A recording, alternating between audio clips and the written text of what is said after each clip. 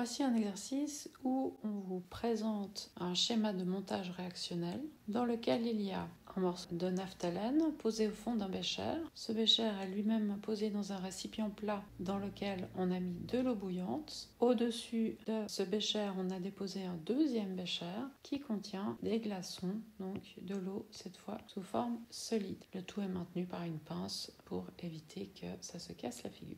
Et ce qu'on nous dit, c'est qu'avant de verser l'eau bouillante, le naphtalène dans le bécher est sous forme de solide blanc. Après avoir ajouté l'eau bouillante, petit à petit, le solide disparaît, tandis que des cristaux blancs apparaissent sous le bécher qui contient la glace. À la fin, dans le bécher du dessus, la glace a partiellement fondu. On nous demande alors quelle est la température de l'eau versée dans le récipient plat. Il faut savoir que l'eau bout à 100 degrés et se solidifie à 0 degrés. Ce sont deux valeurs qu'on vous demande de connaître par cœur. Donc de l'eau bouillante, on est à 100 degrés Celsius. On vous demande ensuite quels sont les changements d'état que le naphtalène subit au cours de cette expérience. Eh bien, votre naphtalène passé de l'état solide à l'état gazeux, puis s'est à nouveau transformé en solide en contact avec le froid de la glace. Donc c'est la chaleur amenée par l'eau bouillante qui a provoqué sa sublimation et c'est la fraîcheur amenée par la glace qui a provoqué sa sublimation inverse. On peut donc dire qu'il y a eu sublimation à cause de l'énergie transmise par l'eau chaude, puis sublimation inverse à cause de l'énergie volée par les glaçons. On demande enfin le nom du changement d'état que la glace subit. Donc votre glace était au départ ici à l'état solide, puis s'est retrouvée à l'état liquide. Donc la glace a fondu. On appelle ce changement d'état la fusion.